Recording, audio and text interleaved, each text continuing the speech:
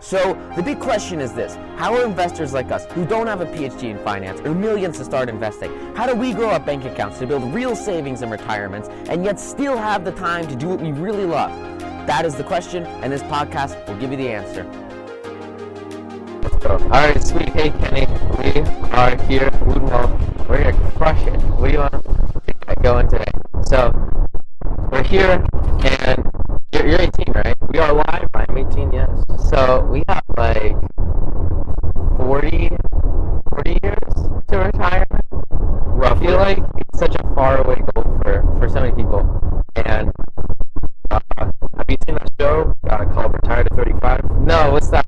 It's a sitcom. I've never seen it. I just know it exists. I mean, like, that's the goal, right? Is to, like, master your personal finances and investments so that, like, you can retire at 35. Yes. Like, if you start early and then you get good, like, you crush it, right? These Like, are the facts. These are the facts. These are. Have you done a lot of work in, like personal finance and investing? I've sorted my mother's taxes. You all pay your mom's taxes? Yes, I did do my mom's taxes. I had to sort out her bank account. Oh, really? I know spreadsheets is very useful for this business. Dude, that's cool. I feel like it's good for, like, basic finance, because then you can set, like, a budget. Exactly. And then not spend more than you earn. So, like, what's your background in, Kenny? Well, as we all know, I'm an epic video gamer. And there are many things that require financial management. You know? What do you mean? Like, when you're playing Fortnite, you're spending every salary on V-Bucks. Oh my god, yeah. You're like rationing those things out. You can't spend all your V-Bucks, or else, in case Corn Dog goes on sale next week, you'll be able to buy it because you won't be paid yet. So with, like, kids in video games, like, do you see, like, most of your paycheck going to that? I know for a lot of people that is the case. Yeah. For me personally, I like to save. I like to have a nice back pocket in case, my mother gets cancer or something. Oh shoot! Oh my god! I guess you got your priorities planned out. So, wait, is there, like, a background behind that fear? No, not particularly. No, it's just being prepared? It was just a hypothetical. Okay, gotcha. I'm not really trying to be that specific here. No, it makes sense. But, in case anything comes up, Yeah, like a mother getting cancer. that's why you have an emergency. So, like, you see kids, I've been walking through the halls with you, and I know there's a lot of students at our school, and they are going, and they're in the kitchen on Friday, and they go to the mall on Saturday, and, oh shoot, and then they spend like $300 on shoes. Yeah. And it's so crazy because I hate those people. you hate those people? Those people are stupid. Why the hell would you pay? Hey, can I swear on this podcast? No, you're yeah. You're good. Well, yeah, why the hell would you pay fucking $300 for a pair of shoes? That's dumb. It's a waste of time. It doesn't even look good. They look like shitty ass neon fucking piece of shit, right? Very, yeah, interesting. They don't have real shoes. So, when you see that, because, like, I see that, and I'm thinking, like, these guys can have this, even just 10% of their income. Yeah, right? You just they could be investing using the Robinhood app. Oh, yeah! Which is a big sponsor. I wish. Oh, man. It's cool because, like, yeah, they're a freaking cool company, man. They changed a lot of what people look at, centralized financial markets. Yeah. Because they're getting, like, how rebates work, man. We talk about that in 9 to noon. But the point with it is, like, the centralized asset management markets, they, like, will literally pay people to send, orders and traffic their way. And it's really crazy. The way that, it's so messed up to the extent that these guys can offer free trades.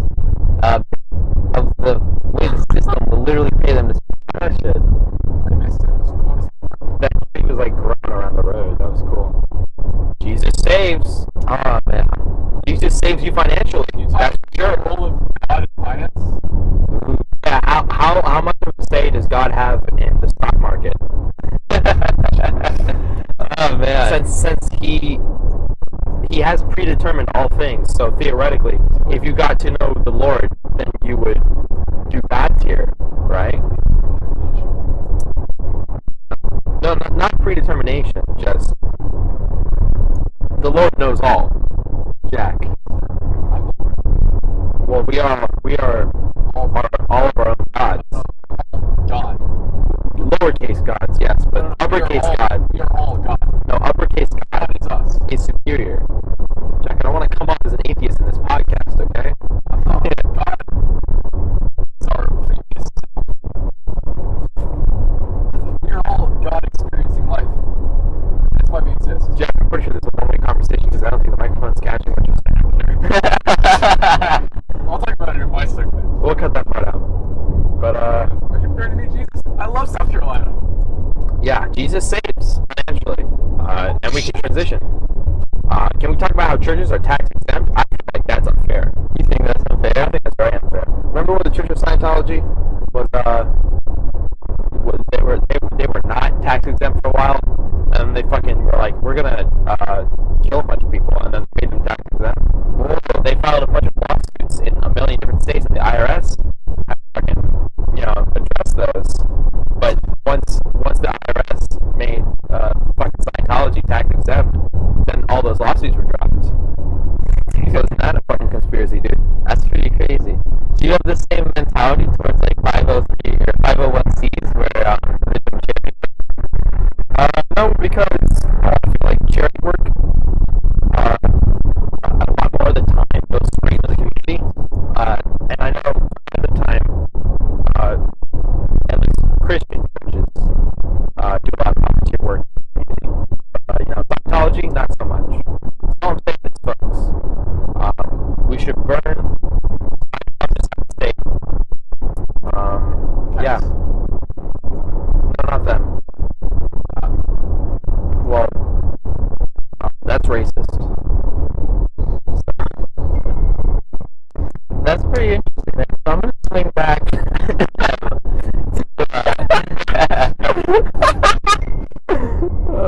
that Callum?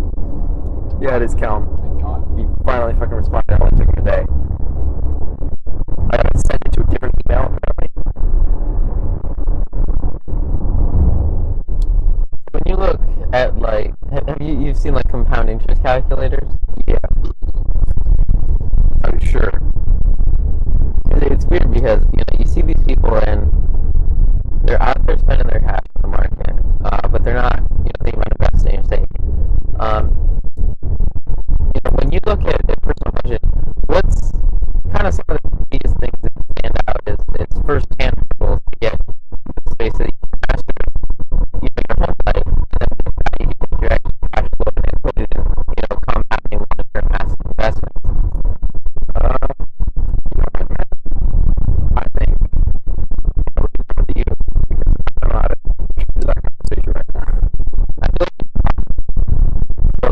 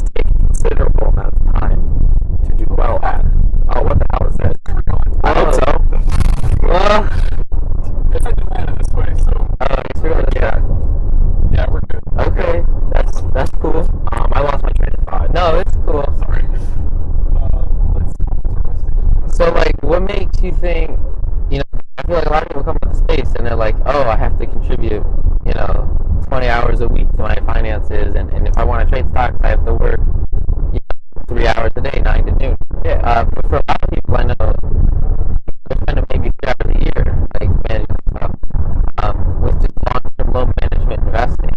I mean, I feel like also a huge barrier to entry is the misunderstanding of how difficult stock management really is. I think it's really important to, if you're using apps, financial apps like Robinhood, who is certainly not a sponsor of this podcast. I had to correct myself there. But through apps like that, it allows their barrier of entry a lot lower. Allows a lot more people to get into the field. I think it's a very good thing. It allows the financial field to flourish. The more members there are. Yeah, for sure, man. It's really interesting. When I was writing the chapter on broker, there's so many apps that are trying to make it super, super cheap to get into just, index investing or just a couple stock portfolios. And I totally agree that they're lowering that fundamental barrier to entry into finance. I said there's a long way to go. It's really cool to see, these corporations, like, they're severely undercutting, some of the major players in the finance space. And, they're not offering full service brokers, obviously, but most people, like, they're going out in the marketplace and they're educating themselves. They're educating themselves, they're going out and learning 9 to noon, they're learning, wherever their information's from, what they think the best investment is, they're trying to invest into it that way.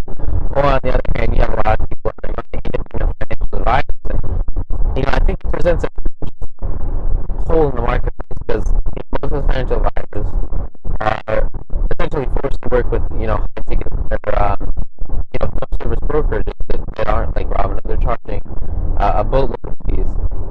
And they do that to compensate those independent money managers because, they're getting essentially huge cuts out of every paycheck or whatever. Dude, there's a car over there. You see that car? There are many cars. That's really weird. So, like, usually if you were paying an advisor maybe to make his time worth it, you would pay him like, 0.5%. Because he's working at TD or because he's working at Fidelity or whatever, they charge like literally double, and then, half of that goes to the broker.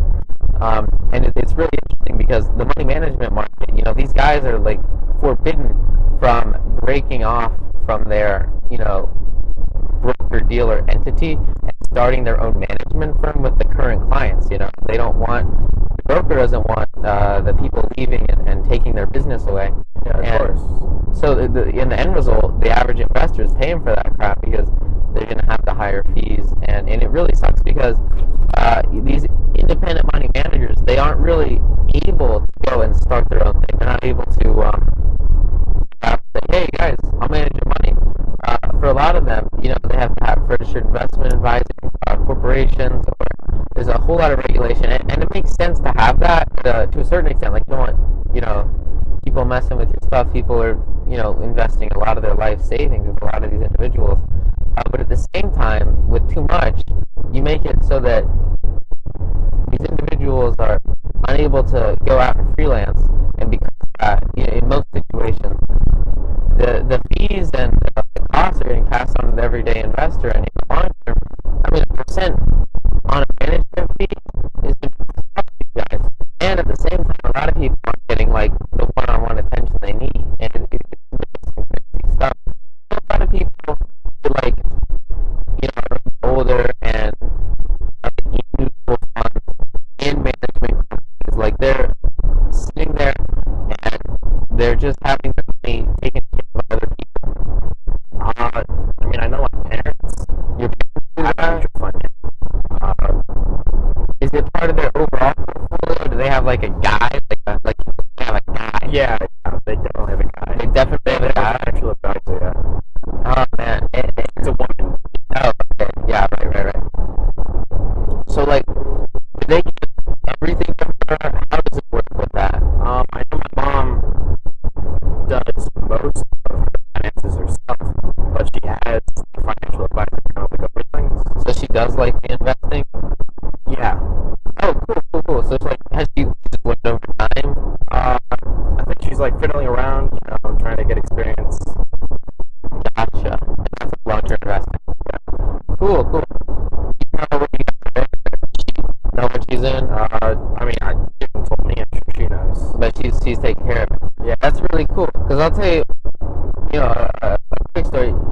There was a teacher I was talking to, and she was had her stuff done by the place she works at, and they were just, setting up with a retirement plan like most good companies, and they were even doing a little bit of match. Something interesting.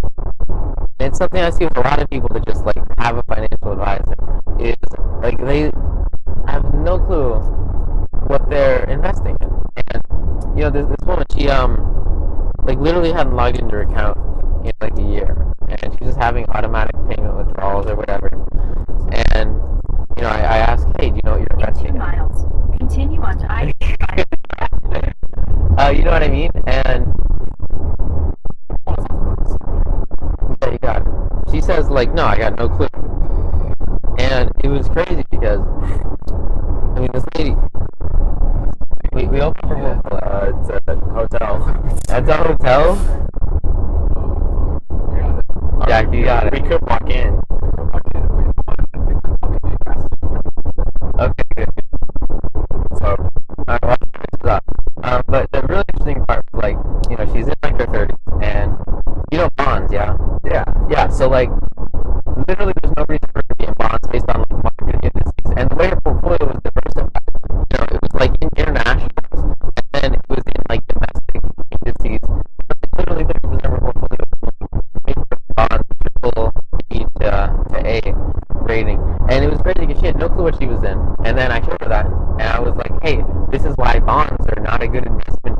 And she was like, maybe my financial advisor should have done that. But the problem is, these guys, a lot of the time they're doing it for little pay. So, the person she had was doing it as a volunteer. So there was no vested interest in her portfolio. And her overall growth was like not even a question for this guy. So, we had a huge, mindset shift of here's how much bonds are going to grow at a 5% rate.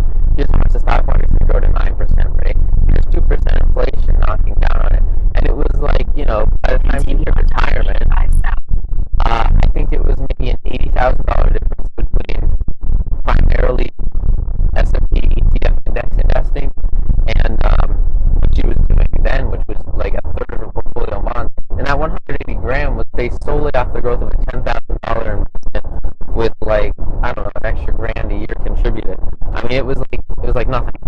Well, not nothing. I mean, it was less than 10% of her income. So she was just putting away this spare stuff, and she was very happy to be able to take that out of her pay. Also, she was taking care of her college. Her kids are, I think, 5, and so they were growing a college fund. But because she, started with 10, and she was contributing to it, that's $180,000, and she put in like what, maybe 50, and that's the retirement fund that was going to be turned into 100, 120. She used the worst portfolio management strategy, and that's what really sucks for a lot of people. Is, they just have a manager, whoever it is, holding their assets with, and they don't actually know what's going on. And sometimes it's like they're literally losing out on like thousands and tens of thousands, and sometimes hundreds of thousands, even more, in their retirement, in their final retirement balances, because they have no clue. And the most crazy thing is like, you got to figure it out early, because if you don't figure it out early, then you're going to get down the line, your time horizon is going to suck, and you're already going to be in this terrible position where like your assets were poorly allocated or possibly diversified. You have, heavy reliance on U.S. equity index markets, and their foreign holdings were performing compared to the industrial average while adding unnecessary risk. It was all the stuff I talk about, like chapter 55 of the book, diversification. But like, have you ever seen something like that where people just have someone that they think is working in their best favor? Want more stock market secrets? If so, go get your free copy of my best-selling book, 9 to Noon. You can get your free copy plus $11,176 of unannounced bonuses completely for free at 9tonoonsecrets.com. Inside 9 to noon, you'll find the top 38 secrets we use to double our portfolios every 2 years and make upwards of 10% per trade daily.